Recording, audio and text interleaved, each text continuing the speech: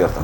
اچھا سر جی آپ کی باتوں سے تو یہی لگا ہے کہ نون لیگ ماضی کی طرح، کیونکہ ماضی میں بھی ہم نے دیکھا ہے کہ جب بھی نون لیگ کی وفاقی حکومت آئی ہے تو چھوٹے صوبوں کی محرومیاں مزید بڑھی ہیں.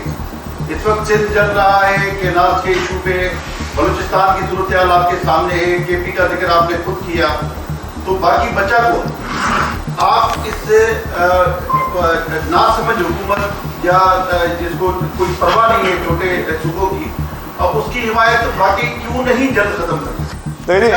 میں پوری نون لیگ کو الزام نہیں دوں گا اس میں، لیکن کچھ شرارتی لوگ ہوتے ہیں، نا سمجھ لوگ ہوتے ہیں جن کا تھوڑا یہ ایشو تھا. آپ دیکھیں ابھی یہ بھی وہی چیز ہوئی نا کہ نا سمجھ لوگوں نے کانسٹیٹیوشن پڑھا ہی نہیں اور سویپنگ اسٹیٹمنٹ دے دیا.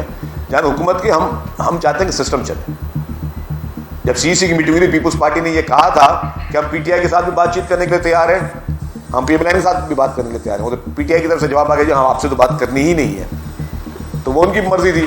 تو پیپلز پارٹی چاہتی ہے کہ جی سسٹم چلے، یہ اسمبلیز چلیں، پارلیمنٹ چلے، پارلیمنٹ مضبوط ہو.